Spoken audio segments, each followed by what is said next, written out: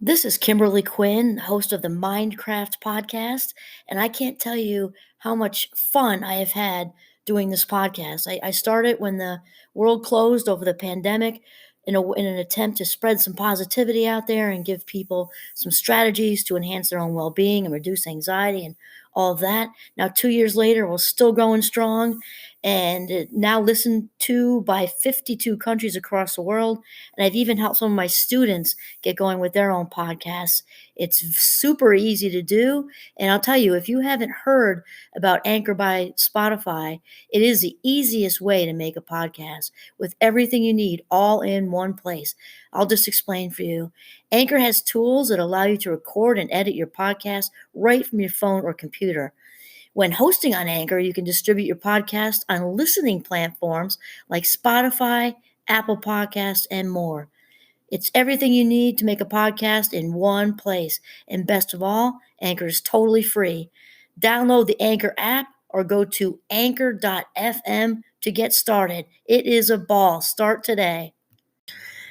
Greetings, Minecrafters, and welcome to another Minecraft discussion on this glorious, glorious sunny day. At least it's sunny in Vermont today, and summer in Vermont is so good. It's brief. That's, I think, why we appreciate it so much. The good weather is so special here. Anyway, my name is Kimberly Quinn, and I am excited to have a discussion today on how the ego is a mask, and we've talked about this before as far as the ego being the evil twin or the opposite of the authentic self. So think of it as going to a Halloween party, and Halloween is my favorite, okay, or a masquerade party. And when we wear a costume, even though it's in that particular context, it's for fun. We are presenting as someone other than who we really are. And what I kind of want to talk about today is how ultra important it is to make sure we're checking on our ego, just like we check on anything else. I'm thinking of the annual physical I just had a couple weeks ago, and thankfully it was all really good. And sometimes people have to keep track of blood pressure. Sometimes people have to keep track of blood sugar. Sometimes we have to keep track of all of their physical things. And we also have check-ins with counselors sometimes, and keeping track of anxiety and keeping track of depression. And from a spiritual standpoint, it is extremely essential to keep track of your own ego, because an unchecked ego um, can really, really cause damage. An unchecked ego can harm us, and the ego can be slick. I'm thinking of the Star Wars. I think was it the Emperor who did that whole thing with Anakin with there is no good or evil, only power. That kind of seductive. I'm thinking of like when Anakin got seduced to the dark side kind of thing. The ego is all about these temporary fixes, and it can be so seductive and so tempting. And it's because external approval feels good, kudos feel good, appreciation feels good. Fear, in its own weird way, is an ego fix because it has us feeling alive sometimes. There are certain personalities who actually know a few who will create a crisis even when everything's going well, so they can feel alive. And which is also these can be other psychological things going on, of course. But the ego is very involved in the drawing attention to oneself, and also the need to feel pride over how we look or act or achieve or whatever. And again, I think it was Wayne Dyer. You're talking about, I don't even remember what the episode was, but when he was talking about the authentic self versus the evil twin of the ego, and how when we get pulled out of I'm saying the pull out of our frames part, when we get yanked out of our frame and we're in these other people's frames and looking for all the external approval, he explains that the authentics, when we're in authentic mode, living in our own frames, it doesn't mean the approval doesn't feel good. It does feel good. The appreciation feels good. Being noticed, acknowledged, feel good. The difference is the authentic self, your true, real, high vibe self, doesn't need it or go looking for it. This is the difference. Whereas the ego needs and searches and craves, craves, like we can crave sugar, or crave nicotine, or crave whatever, just like has to have it kind of thing. And when we cave into it, obviously, whatever we cave into, we reinforce and it makes it stronger, and we get sucked into this rabbit hole of the false self.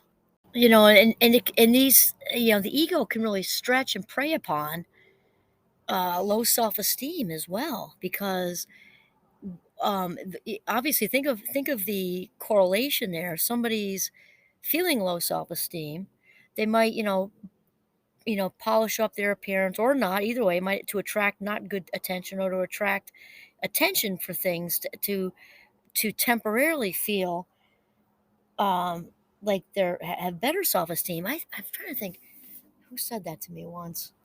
That sometimes when we're not feeling enough, we're in a low self esteem place, we're drawn to be a human doing more than a human being, because the being part, if we're not feeling enough as we are, we can often go do things to get noticed. Sometimes even things that are good things, nice, good things for other people, so that we can feel good about ourselves that we did something good for someone else, even though that's not mindful giving, that's authentic, that's mindless giving. Because really what the agenda is, or what the motive is there, is doing the good thing so that we can feel good about ourselves, so that we can have other people notice that we did the good thing. And I'm sure you've all experienced people out there, and we're not judging these, certainly not judging them as evil demons. It's just sometimes that's where we are. I can definitely remember times throughout my life when I was there, mostly in my younger years, when I just, I think most of you know the backstory. I came out of a home that was just very abusive, and a lot of narcissism, and not a lot of love, and a ton of shame. And at my house, breathing shame was like breathing oxygen. So no big surprise, when I went off to college as a young adult and stuff, I would get into these, doing lots of good, signing up for all kinds of things and volunteer things. And not to say that's bad, that's a good thing. It's the why part that wasn't healthy. It's the why, because I enjoyed it. I remember putting on Thanksgivings for people didn't have places to go, and I absolutely loved every second of it. It's just realizing the where it's coming from part. You can still enjoy it. You can feel good about it. And if I'm honest with myself, back then, a lot of it was because it helped me to feel good doing it, and to have other people see me doing it, that helped fill me up a little bit. I'm just being truthful, because back then, um, I wasn't in my frame yet. And when we're not living in our frames, this is some of what we do to survive, that painful or even excruciating feeling of not being enough. So the ego swoops in and says, look, you can do this, you can do this, and people will see you at this, and you can da da da da. And the ego just takes over. And if we're not aware of that, we can strengthen that, and then sort of get, sort of, it's like throwing dirt over the authentic self. We bury the authentic self, and she never goes away. She's always right there. She just might be in the back seat or the trunk. We've talked about this. And then we strengthen the false self, and it just doesn't go anywhere good, because we get lost. We get very lost. And then typically we get to our later years, and definitely our midlife, and we start the excavation, and then we bring that authentic self, right back into the driver's seat. That's how it works. Of course, the ego can cause us to make these ridiculous social hierarchies. And most of, as I'm sure everyone knows, I was listening, most of everyone knows that anything prejudicial or discriminatory, well, discriminatory is, of course, the result of prejudice, which that's where the real big damage is done, right? And it's mostly unconscious, implicit, but the ego causes this sort of ridiculous thinking that there are hierarchies, and it's absolutely absurd that we acquire these thought patterns. I'm thinking of one TED talk I did. I think it was New Hampshire, and there was a young man on there who had emigrated to the United States from, I want to say it was the Sudan. Anyway, a country in Africa, and oh my gosh, this is off camera. We just had this. We talked for, I think we had lunch. We did have lunch together. We talked for like an hour. Oh my gosh, was he interesting?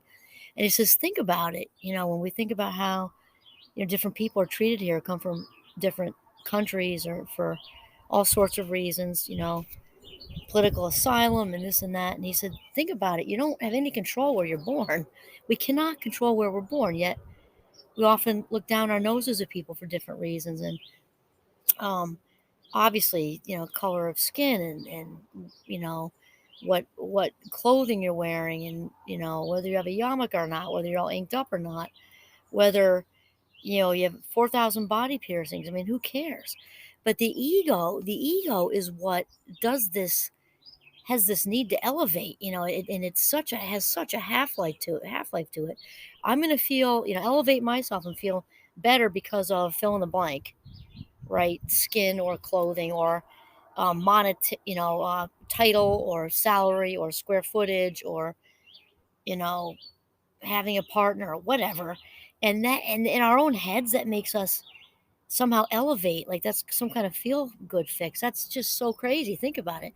That's all the ego. It's this seductive thing that just wreaks havoc in our minds and causes damage, because obviously no one person is better than any other person. We are also not our form. Wayne Dyer loves to talk about that. We are not our form, no matter what the form is. The color of the skin, whether somebody's in a wheelchair, whether they're missing an arm or a leg, or one of their senses is compromised. We are not our form anyway. So anything that's telling us we are, and that we're elevated for whatever reason it is, education wise, any kind of way wise, it's all just the authentic self's evil twin, the ego. And it causes pain because it causes separation. And and that happens because the person who's doing that is in this false place and is actually suffering, and they're not even aware of it, more than likely. And on that note, the ego also feeds on shame.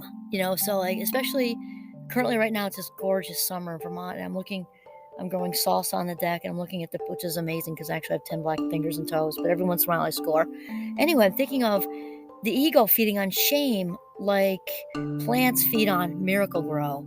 Okay, let's just say organic. We don't be feeding our plants chemicals, but anyway, it feeds on. Also, we're in Vermont. Feeds on black compost, like the richest soil.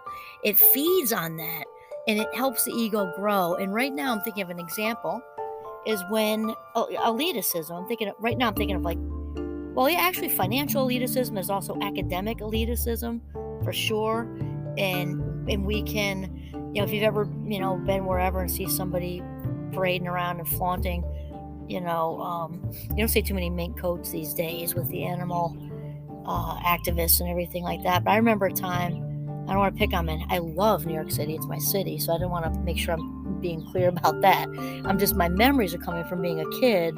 We go to the city to do whatever. We went in all the time. And when we were in the Soho area, it must have been, or maybe Tribeca, and way back then, you'd see a lot of Jaguars, and you still see a lot of, really higher end, or very higher end. I don't know if that's the right phrase, but ridiculously expensive cars. And not to say that it's not okay to have an expensive car. Of course it is. It's just, and then the Gucci and the gold and all this stuff. And that's a prime example. And I'm not saying everybody who has money is. I'm not saying everybody who has money. I mean, like incredible wealth like that is elitist. I'm not saying that at all. I am saying, however, that certainly it's a thing that many people who have an elitist attitude and are walking around, ostentatiously, which is the right word here, with the Jaguars and the dripping gold and the Armani and all this stuff. Certainly not everyone, but certainly it is a thing that some people who are in this, ego place and, feel can feel the need to wear their worth on the outside. And that's all the ego rewarding that stuff,